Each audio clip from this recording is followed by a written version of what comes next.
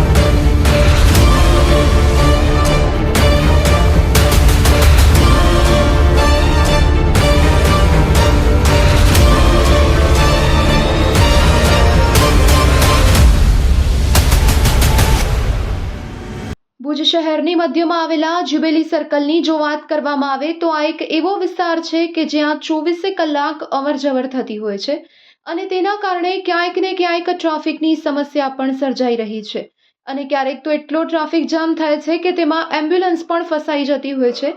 આ માટે traffic police દ્વારા અહીં જ્યુબિલી સર્કલ અને તેની આસપાસના વિસ્તારમાં ડાબી બાજુની સાઈડ વળવા માટે બેરિકેડ મૂકવામાં આવ્યા છે અને તેના થકી એવું માની શકાય છે કે ટ્રાફિકની સમસ્યા થોડી હળવી થશે। લોકોને જ્યારે જ્યુબિલી ગ્રાઉન્ડ કે પછી લેવા પટેલ હોસ્પિટલ, ભાનુશાલીનગર જેવા વિસ્તારમાં અવરજવર કરવી હોય તો આ માટે બેરિકેડ મૂકવામાં આવ્યા છે કે તમે ડાબી બાજુની સાઈડથી સીધા જ નીકળી જઈ શકશો। આ માટે તમને ટ્રાફિકમાં ઊભું રહેવું નહીં પડે। ત્યારે આપ સૌ નાગરિકોને પણ અમારા કચકેરી ટીવી ન્યૂઝ વતી એક અપીલ કરવામાં આવી છે કે ટ્રાફિક પોલીસ દ્વારા આ નવતર પ્રયાસ કરવામાં આવ્યો છે તો આપણે સૌ શહેરીજનો પણ ટ્રાફિક પોલીસને થોડો સાથ સહકાર આપીએ જેથી કરીને ટ્રાફિકની સમસ્યા હળવી કરી શકાય। કચકેરી ટીમ અત્યારે જ્યુબિલી ગ્રાઉન્ડ ખાસ કરીને આ જ્યુબિલી ગ્રાઉન્ડ સર્કલ ઉપર ટ્રાફિક અવારનવાર બહુ જામ થઈ જાય, કલાક સુધી ટ્રાફિક રોકાયેલી હોય છે। ત્યારે સિટી ટ્રાફિક પીએસઆઈ દ્વારા, રાજપૂત સાહેબ દ્વારા જે આ બેરેક ચારે બાજુ ગોઠવવામાં આવ્યા છે જેથી કરીને આરટીઓ થી કરીને ભાનુશાલી જવું હોય તો સીધા નીકળી જાય છે, ટ્રાફિક નડતી નથી। એ જ રીતે ભાનુશાલી કરી અને ટાઉનમાં જવું હોય તો ડાયરેક્ટ નીકળી જાય છે, ટ્રાફિકમાં રોકાવાની જરૂર નથી પડતી। તો લોકોમાં પણ એટલો સેન્સ હોવો જોઈએ કે 5 મિનિટ માટે ઉતાવળ કરી અને ટ્રાફિક જામ થઈ જાય છે, ટ્રાફિક નિયમો પાળવા જોઈએ।